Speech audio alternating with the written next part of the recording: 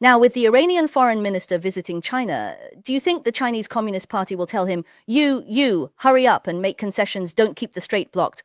Or will they help Iran further? What do you think? Because their official announcement has already been released afterwards. Oh, It was made very clear in today's Xinhua news agency release by the CCP, which stated that both sides, because Wang Yi had talks with Aragchi, well, the CCP's stance, of course, is all diplomatic language, but after reading it, I found it basically conveys a few points. First, the CCP does not want the fighting to resume.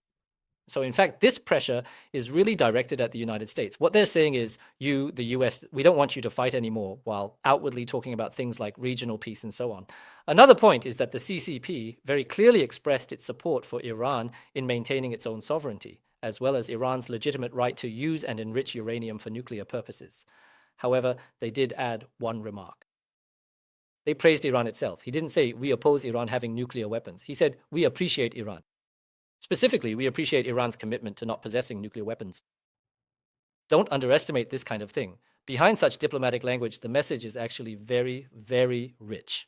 In my view, China is making one thing clear. This statement is directed at Iran, telling Iran that we support you in continuing your enrichment activities. However, regarding the strait, it is indeed affected, and what everyone hopes is to resolve this, meaning the US shouldn't impose a blockade, and Iran shouldn't block it either, because China's own interests are involved there. So if everyone acts tough, no one benefits, and the hope is to keep the strait open. Apart from that, on the issue of the nuclear program, I think China has clearly expressed its support for Iran. At the same time, it also mentioned that China is willing to continue deepening its strategic partnership with Iran. Continue to support Iran's development, whatever that may be. In essence, the underlying message is quite clear. I will continue to give you money, and I will also keep providing you with various forms of support, including military aid and supplies for civilian needs. But the way it's phrased sounds very nice, because as you can see, just yesterday, I think it was just yesterday, which media outlet was it, Reuters or someone else, directly reported that China is exporting large quantities of drone parts to Iran. It's exactly the same approach as helping Russia. All I provide are parts and components, not actual weapons. They just need to do a bit of assembly themselves, and then it turns into weaponry. It's blatant, and the US can't do anything about it, right? I can just say these are civilian supplies, not weapons. so in reality, can we truly say that Iran has gotten exactly what it wanted? I think at the very least they have gotten it. Politically, they're backed by the Chinese Communist Party to continue their nuclear program. What the US wants Is for you to get rid of all your enriched uranium, freeze your nuclear program, and dismantle your nuclear facilities. Those are the concepts. But the Chinese Communist Party has made it very clear that they support you in continuing your program, which means you get to keep all of these things. So, of course, I think at the very least Iran has gotten most of what it wants. What does Iran want right now? I think, first of all, its top priority is undoubtedly to keep its nuclear program. This is Iran's main goal. The second goal is that it wants to maintain complete control over the strait. I think Iran is also prepared for this, and its final plan might be that if worst comes to worst, the US withdraws, and so do we. But at the very least, we can always, as we've already demonstrated once, block off the strait again at any time. This is a major advantage for us, a card we can play. Even Trump couldn't do anything about it, right? That's how it is. So this time, Iran, after the Chinese Communist Party gave them this kind of assurance, Iran's attitude, this is why I suspect that today, with Trump being so optimistic, saying he's about to reach an agreement, I just don't see it that way. In my view, Iran's official stance is still very tough, and Aragchi has just received a lot of support from China. He has no reason or motivation to suddenly kneel down and agree to everything the US wants, like handing over all enriched uranium, promising not to enrich uranium for 20 years, or freezing enrichment for 20 years. That just doesn't make sense. And then, if they were to completely surrender, it would be a total capitulation, which just doesn't make sense to me. So in this regard, my view is actually quite similar to what Brother Fang Wei just said. That's right, actually, if they can hold on. Because what I'm seeing now is that although their oil storage capacity is almost full, they still have 40 or 50 days left. They still have 40 or 50 days left for oil storage. Not to mention that now, for example, they could transport oil by train or use other methods. And then there's the strait, which is still being blockaded. The US tried to escort ships, but after just one day they stopped, which shows the strait is still under their control. If none of these factors have forced them to make immediate concessions, why would they give in? He has no reason to make concessions. And also, what I'm thinking is, with Iran visiting China like this, do you think that before Trump, China and Iran had actually formed some kind of united front to deal with Trump? So how do you think Trump would respond to this? Yeah, I think that's exactly it. Mm-hmm. Because I just feel that what Trump wants to achieve this time and the specific calculations that China and Iran have on their own sides are two completely different things. And I actually think that in the end, to be honest, Trump now wants Xi Jinping to play a mediating role. I think he's hoping that Xi can put pressure on Iran. But as you can clearly see after this China-Iran meeting, Xi Jinping still wants to stand with Iran. This axis of evil, they might really be in this together. He might put some pressure on them, but he will still support Iran in holding onto its bottom line. Right. If your bottom line is that you must have nuclear capabilities, I support you. Yes. So, as long as you can hold on to your bottom line, try to get the US to agree to your other conditions, right?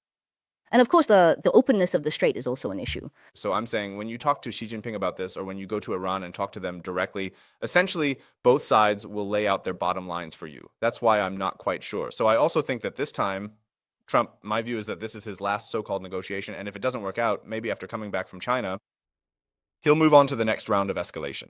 You mean he'll only take action after coming back from China? Yes. But didn't his team say they'd give them 48 hours? If not, then What I mean is I don't think he'll really act within 48 hours. I think he'll drag it out until he comes back from China.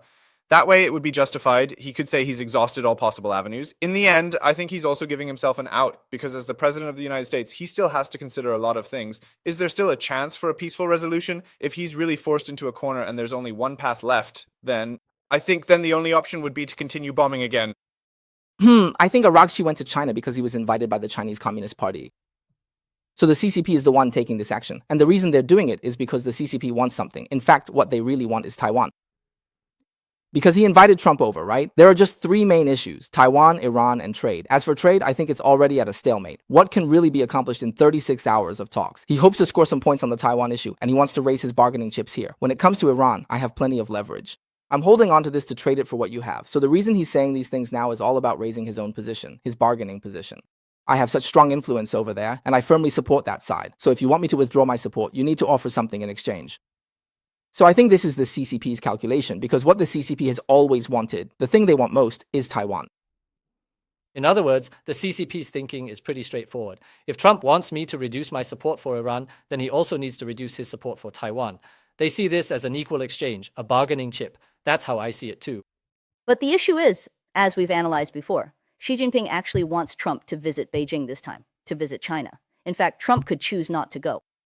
Under these circumstances, if Trump, I give you this courtesy by visiting Beijing, essentially showing you some support, then you also have to give me something in return. As for Taiwan, this issue, we can set it aside. I don't want to talk about it, and you can't force me to discuss it either. So, in this sense, Trump actually has bargaining chips too. It's just that with the current situation in Iran unresolved, he has fewer chips to play with.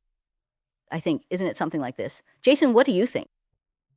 Yes, actually, my own feeling is that people still think the Chinese Communist Party is a tightly knit system where everyone discusses issues, makes a decision, and then acts according to that decision in dealings with the US. But I actually think that the current CCP system is no longer such a meticulous, rigorous, and unified system in terms of thinking and action.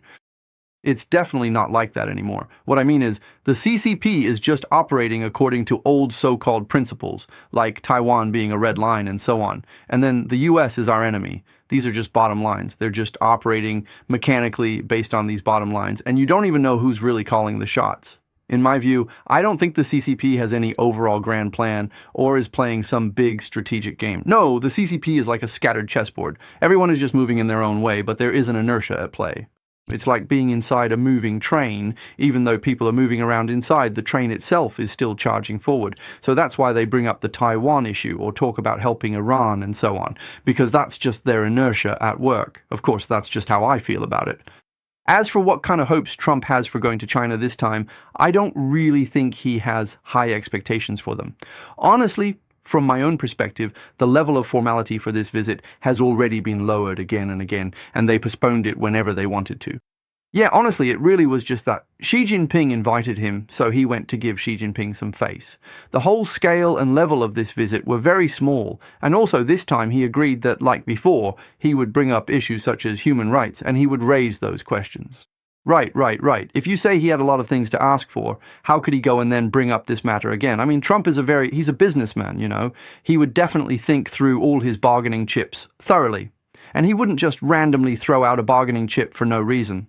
In this kind of situation, he wouldn't do that. So, since he didn't plan to go there to negotiate a deal, that's why he dared to put all sorts of bargaining chips on the table.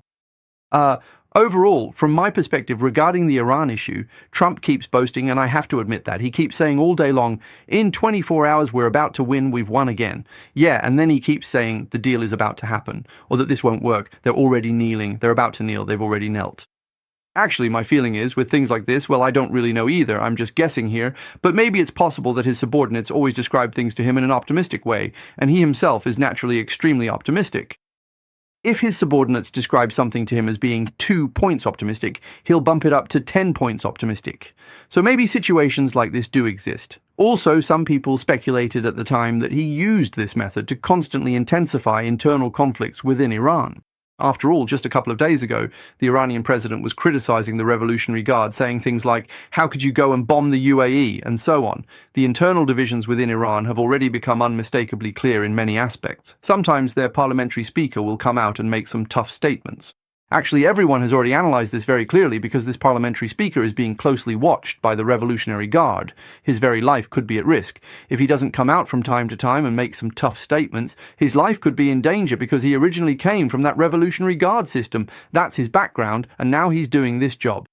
So, my overall impression is that Trump tends to talk big. A lot of grand promises. So much so that now people actually, well, it seems like they don't take him as seriously anymore and have started to discount much of what he says. But in this process, I've noticed there's one thing he's never backed down on, and that's the issue that caused the first round of negotiations with Iran to collapse. This is where it broke down. Both negotiation teams went there, and the level of the representatives was high enough, but Trump simply refused to lift the sanctions. As a result, the negotiations fell apart and everyone left. So, in my view, Trump actually knows exactly what his most critical point is, and that's the sanctions. So, aside from that, you can treat everything else as a performance. It's all just an act, all about maneuvering and strategizing, trying to turn the situation around. That's basically the idea. There's another thing. Right now, the U.S. is imposing economic sanctions on the Chinese Communist Party, right? But with these sanctions, it seems like the CCP is just holding out and refusing to give in. For example, take the so-called teapot refineries, the second largest one. I forgot its name, something like Huaheng or Hengli. Yes, Hengli. Now, the U.S., from what I see, at Rubio's new press conference, someone also asked him, saying that the CCP is now resisting U.S. sanctions. He replied, "Oh, then we'll impose secondary sanctions." He said this isn't just symbolic. But the question is, for these Chinese factories that settle in RMB, even if you impose secondary sanctions, how much impact will it really have? Do you think these US economic sanctions will have any effect on the CCP? I think if they settle entirely in RMB, then of course, historically, it wouldn't have much of an effect. The issue with sanctions. The reason for sanctions is that they definitely have a lot of dealings in US dollars. They have a subsidiary in Singapore, right? They buy so many things overseas, don't they? This is a very large company, a huge company, so they definitely have a lot of business, and a considerable portion, or even just a small portion, is involved in this. As long as they settle in US dollars, they can be targeted by the US. So I don't think they're so squeaky clean that they live entirely in a world of RMB. That's why they can definitely be hit. Now, China's counter-sanctions, I really, really like this response. It's just so interesting. These companies are really caught in a dilemma now, aren't they? Exactly, right? The more you talk about it, the bigger it gets. As long as, say, Besant says, let's just go ahead, because it doesn't really hurt the US at all. If you look at how the CCP is fighting this battle, it just keeps escalating. No matter how far this goes, I think it's just so entertaining. I mean, for this to happen right before the Xi-Biden meeting, I'm just like, I need to grab a watermelon and sit on the sidelines to watch. Yeah. So, Jason, what do you think? Do you think these kinds of financial sanctions have a big impact on China? Not really. Actually, the way I see it is, why is it called a teapot factory? It's because its scale is small to medium. It doesn't have a lot. I mean, so why don't those big companies like Sinopec and PetroChina use Iranian oil? It's because there's just too much global trade involved. These teapot refineries, after all, are small in number, so maybe they have some business, but this time, the first one to get caught was actually because, historically, a lot of Iranian money and Chinese Communist Party money has flowed through the banking system in the UAE. So this time, after targeting the UAE made its accounts public. In fact, Besant hinted at this. By targeting the UAE, it actually allowed the United States to see for the first time the entire overseas financial chain of Iran. At this point, they noticed that there were some Chinese entities with relatively large-scale transactions, and they began to impose sanctions.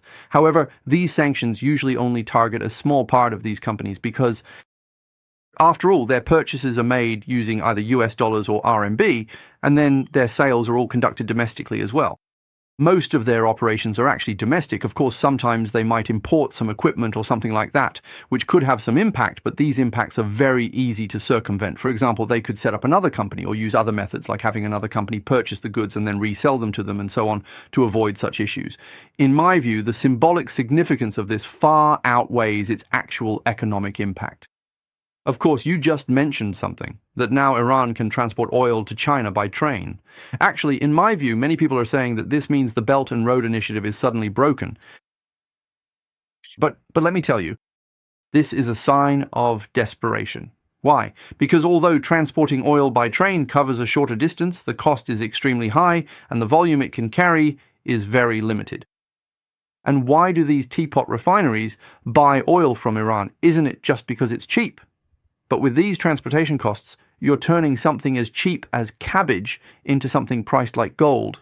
In this situation, actually, in my view, those teapot refineries are the real consumers of Iranian oil, but this kind of Iranian oil, it's impossible to transport it there using expensive trains. So basically, this idea doesn't really hold up. You can do it a few times as a gesture to show that we're breaking the American blockade, but in reality, it can't actually solve the problem, like the cost of shipping millions of tons of oil by tanker across the sea. So in my own opinion, that's just a gimmick. It's not actually possible to truly solve the problem that way. But overall, my feeling is that the sanctions on these teapot oil refineries, the impact on these refineries is secondary. The CCP confidently claims they won't be forced to follow others because they know companies can use tricks to bypass American sanctions. This fuels their never bow to the US stance, which is just a show for domestic audiences. In reality, experts know that whether these factories are sanctioned or not changes little. Yes, well, anyway, right now it seems that the US and Iran are probably still stuck in a stalemate. As for what exactly this stalemate looks like, when it might be broken, and how it might be broken, whether Trump will really resume bombing or not, we'll have to wait and see. Also, I want to talk a bit about Rubio's press conference yesterday. Actually, at Rubio's press conference yesterday, he answered a lot of questions, some of which were really quite important, including one where a reporter asked him, will Trump raise human rights issues when he goes to China? Including things like organ harvesting and so on, without directly saying whether these things really exist. He said that we have always expressed these issues in an appropriate way during our communications with them. So, how would you rate Rubio's press conference yesterday? Why don't you each give him a score, 1 by 1? I think it could easily score 8 or 9 out of 10. It was actually a bit surprising. Impressive, right? You also thought it was impressive? Yes. Wait, why? Could you tell us more? I'll skip this one. Didn't watch it. No time. After I finish this, Going. watch it. Okay, right. So, I think giving it a perfect score is fair, right? wow. Because actually, you see, Obama has this habit when he speaks, he goes, like that a few times. But when Rubio speaks, it's like, He talks instantly. yeah, he just starts talking. And I think, He's very logical and and yesterday, he had a really classic moment, you know? The reporter was asking a question, and while he was already halfway through answering, he turned to someone else and said, go ahead, keep talking. He already knew what the reporter wanted to finish saying, so after the reporter finished, he picked up right where he left off and continued his previous argument seamlessly. So I really feel like he truly is like this. And actually, I remember there was one time before when he was still a senator in Congress, there was this group called, what was it? Something Pink Signal. Code Pink. They went to, That communist group went to, I think they were trying to block, was it Gaza or actually Gaza or Israel? I forget, but anyway, they asked him a question about this topic, and his answer was really blunt. He said, I hope you bomb all those so-called terrorists of theirs to oblivion. That's just how he is. He speaks without thinking. And it's not just his political experience. Unlike Trump, who might be a bit weaker on national security and military issues, Rubio is really knowledgeable when it comes to these areas. I'm not sure about his stance on economic issues, but when it comes to national security, foreign policy, and even domestic affairs, he really has a lot of his own viewpoints. At the very least, when it comes to speaking, he's extremely impressive. yeah, I saw someone say that Rubio speaks at a rate of 500 words per minute. By the time you even realize you're facing a war, the war is already over when you're talking to him. And yesterday, he gave a really classic answer. I think Fang Wei really ought to watch it. Someone, a reporter, asked him, what is your hope for America? In times like these, what do you hope for America? Rubio said, my hope for America is the same as it has always been. I hope America remains a place where anyone can achieve success through their own efforts without being limited by their background, skin color, or anything else. Frankly, this should be a place where people can overcome adversity and realize their potential. I believe this should also be the case for every country in the world. He said that in pursuing this goal, America has done the best so far. I just recited his whole speech in one go, and wow, a lot of people might. It was really classic, kind of reminiscent of Martin Luther King back then. Yeah, it had that kind of dreamlike vibe. That's the feeling I got. Reciting it. Yeah. It had a presidential vibe. Right, exactly. Jason, what do you think? Right. No. What I mean is his eloquence is remarkable, and his charisma is rare. He attracts people, draws people in, makes people like him, gathers a crowd. Even when the left-leaning media are sitting there, as soon as he walks in, everyone bursts out laughing. For example, at that speech in Munich, in Europe, last year, Pompeo made people cry with his speech. This year, what he said was pretty much the same. Oh, everyone was in low spirits. Vance, right. Sorry. Vance made everyone cry, moved people to tears. This year, everyone applauded him enthusiastically. Actually, Trump later said that what he said was the same as what we said. So what's going on here? What I mean is, overall, he really is eloquent and clear-headed, but at the same time, he also carries a kind of goodwill that people can accept. So overall, that's the impression. So this morning, as soon as I woke up, I saw the front page of the Wall Street Journal, which talked about his press conference. And right in the second sentence, it said that this has boosted his prospects for the 2028 presidential election. So basically, from my own personal perspective, I believe that even his most vocal opponents genuinely find a great deal of pleasure in listening to him speak. And he gives everyone this profound sense of kindness and warmth, which is something that is actually an incredibly rare and unique quality to find in the current Trump camp. But he still firmly maintains his core principles. So, if you were to ask me to give a score, and I'm not typically someone who likes to give a perfect score, but all things considered, I would give him a 9.5. My score is basically almost the same as a perfect score. And about that kindness you mentioned, I remember it very clearly. There was a reporter from Mike Lindell's media, the guy from My Pillow who started his own media outlet. That reporter really stood out because at the time it was extremely chaotic. Everyone was shouting, and her voice was especially loud, completely overpowering everyone else. Then when she started asking questions, all the other reporters started laughing. And Nubia asked, "What happened?" She said, "Why is everyone giggling?" She asked, "Are they being mean to you?" She was very perceptive and immediately wondered if everyone had an issue with her, or maybe some bias against her or her media outlet or something like that. So she just asked directly. The reporter replied, "Oh, no," and said, "I hope not." Later, one of the reporters who was there explained on X, saying, "Oh, at the time we just thought her voice was really loud and she drowned everyone else out, so we laughed." And then, because Rubio called on her by name, he said we didn't mean anything else by it. But I think maybe there was a little bit of something else, and still from this you can see how quick she is to react. And then he really meant well. And then there was this funniest part when David, the NTD reporter, was asking questions, right? Actually, the name of this particular NTD reporter is Mariotto. And on that day, he was specifically wearing a very distinctive dark red outfit. Dark burden. It's like a dark rose red or a dark burgundy, that kind of wine red, right? Anyway, it wasn't black, but Rubio, maybe you can show the photo backstage. He's actually colorblind. Yeah, I don't know if he can't tell red from black or if it's just red. He saw it as black, but maybe in that White House press room, the lighting made it look that way. He said, the one in black. And then he even said himself, "I'm colorblind, but I can still tell the difference between black and blue. You're the one wearing blue." Then the reporter herself posted saying, "I'm wearing a dark burgundy, so if you think it's dark red..." I'm going to give him a score. Now I have a score. I'll give him 12 points. Do you know why? Because there was this one time my car broke down. I didn't jumpstart it. I called for a tow. AAA came to tow the car, not to jumpstart it. They asked me what color it was, and I said burgundy. But my wife told me our car is black. You got it mixed up too. Are you colorblind in the opposite way?